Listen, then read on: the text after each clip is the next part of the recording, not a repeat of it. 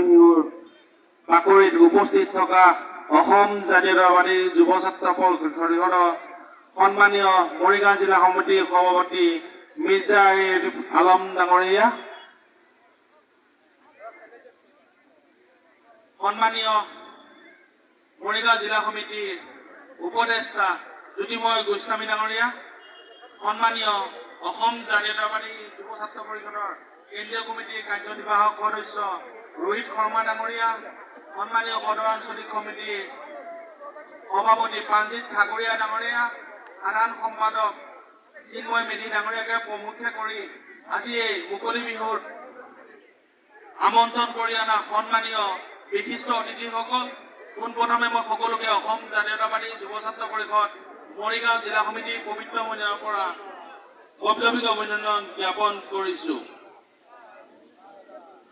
বেছি কথা নকওঁ, কাৰণ সময়ো বহুত হৈ গৈছে, 7:30 বাজি গৈছে আৰু কিছু সময় পিছতে চিত্ৰাংকন প্ৰতিযোগিতা ফলাফলসমূহ ঘোষণা কৰা হ'ব।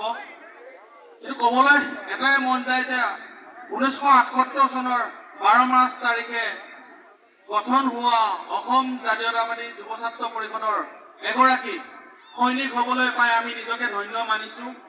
অসম জাতীয়তাবাদী যুৱ ছাত্ৰ পৰিষদে দীৰ্ঘদিনীয়াৰ পৰা যি দাবীসমূহ কৰি আহিছিল, আজি বিহুৰ মঞ্চৰ জৰিয়তে আমি সেই দাবীসমূহৰ কথা অসম চৰকাৰক ৰূপায়ণ কৰিবলৈ অনুৰোধ জনাইছো যে অসমত অতি সোনকালে আন্তঃৰাজ্যিক পাৰপত্ৰ ব্যৱস্থা প্ৰৱৰ্তন কৰিব লাগে।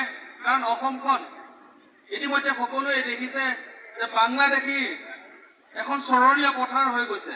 যদি আজি অসমত আন্তঃৰাজ্যিক পাৰপত্ৰ ব্যৱস্থা প্ৰদান কৰিলে হয়, কিন্তু অসমত এই নাগৰিকত্ব সংশোধনী আইনখনেই হওক বা আমাৰ বিদেশী সমস্যা যি আছে এইসমূহ কেতিয়াও সৃষ্টি নহল হয়।